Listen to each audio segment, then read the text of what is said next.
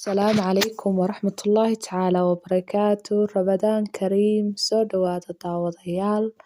Isku soo noqod wanaagsan, in badan wayna kala maqnayn. Maanta waxaan inoo wadaa qiso. Qisadani waxay ka dhacday wadanka Yaman, weliba degmo la yiraahdo Raymal Yamaniya. Waa 2006. Oday la yiraahdo Xaaji Cabdullah baa wuxuu lahaa 3 wiil. 3 wiilka ugu weyn waxa la oran jiray Maxamed.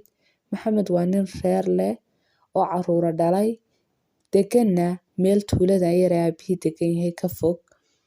Ka labaad waxa la dhahaa Ismaaciil. Ismaaciil wuxuu ahaa injineerkaasoo Sanca iyo Cadan iyo kala dhexeeyaan waqti bahayn. Ka ugu yara waxa la oran jiray Ibraahim. Waxa jiray 2 gabdhood oo odaygu dhalay. Iyaga waa la guursaday 2dan gabdhood oo guriyay lahaayeen.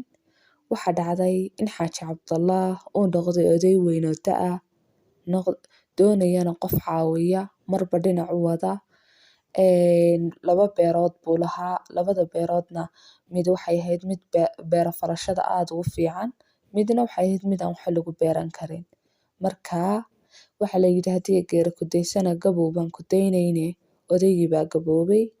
Ibraahim oo ahaa wiilkii ugu yaraa, 20 jir ayuu ahaa, oo reerkooda ayuu ugu yaraa. Waxa dhacday inuu go'aan ku gaadhay inuu iskuulkiis kaga baxo, aabihiina iska wadwato, maruu masaajidka geeyo, maruu suuqa u saaro. Adigu wuxuu noqday wiil maasha Allah baari ah. Qof walba oo soo marana waa arki jiray wiilkani inuu yahay wiil baariya. Ibraahim waxbarashadiisa waa dhigay.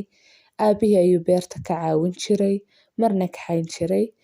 Odaygii waxa dhacday inuu aad iyo aad u sakaraaday, uuna gartay inuu dhimanayo.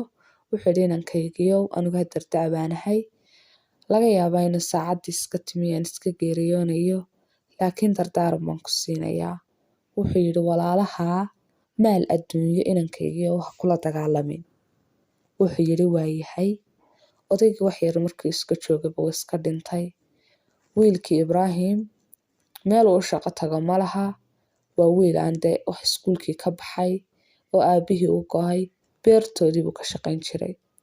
Waxa dhacday odaygii 3 casho ka bacdii markii uu dhintayba waxa yimi meeshii wiilkoodii weynaaye Maxamed.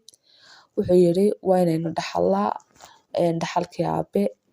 Ibraahim wuxuu yidhi sidee baad u dhaxlaysaa aabe 3 casho ayuu mootan yahay. Misna wuxuu xasuustay hadalkii aabihii ee ahaa walaalaha ha kula dagaalin xoolo adduun.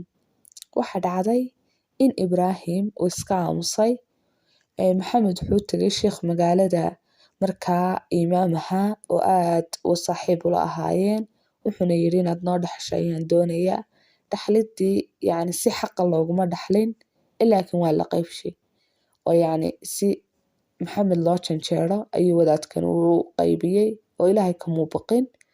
Sida uu qaybiyayna waxay ahayd in beerta weyn uu siiyo Maxamed oo ahaa ninkii lahaa hala dhaxlo wax, guriga in la siiyo Ismaaciil, beerta buurta ku taala ee aan xitaa wax lagu beeran karinna la siiyo Ibraahim.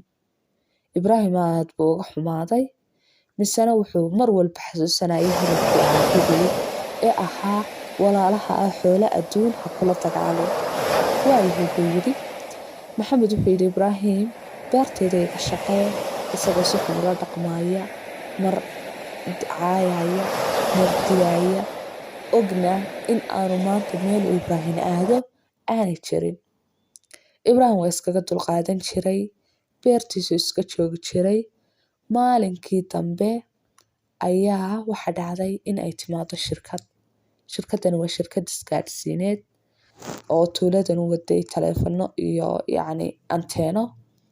Waxa dhacday in ay dhaheen waxaanu doonaynaa beertan meesha buurta ku taala ayaa ugu habboon meel aanu saarano birtan anteenada.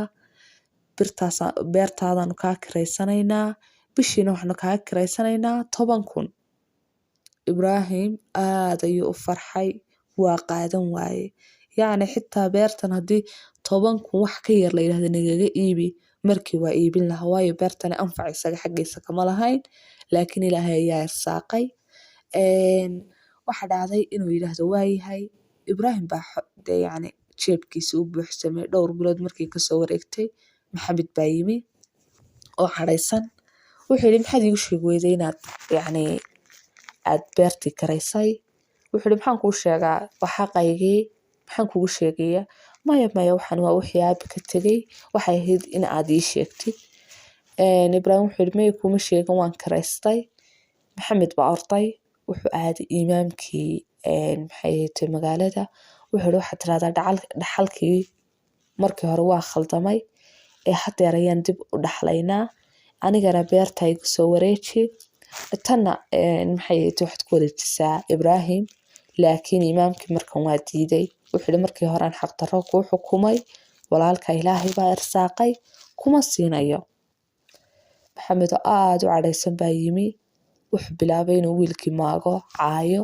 laakiin wuu iskaga dulqaadanayay Ibraahim inkastoo haddeer yacni lacag haysto misena wuxuu ahaa maasha Allah wiil baari ah waxa dhacday in uu soo qaato qoray maxamed Ibraahim oo suuqa u sii socdana ku dhufta xabadii markii uu ku dhuftay Ibraahim waa dhacay waa la qaaday waxa la geeyey dhakhtarka alxamdulillaah meel xun kagama dhicin waa bogsaday oo yacni xabadu ula dhinto ma ahayn Ibraahim waa ogaa inuu walaalkii ku dhuftay laakiin askartii markii uu timi wuxuu yidhi may anigu ma garanayo cid igu dhufatay cidnana ma tuunsani cidnana ismaanu layn halkiisii buu iskaga soo noqday guri buu iska iibsaday nimcuu iskaga jiray maxamed baa markii dhowr sano kasoo wareegtay qoomamo iyo ciil iyo yacni maxaad walaalka waxa ugu samaysay oo ilaahay soo hadeeyey waxa dhacday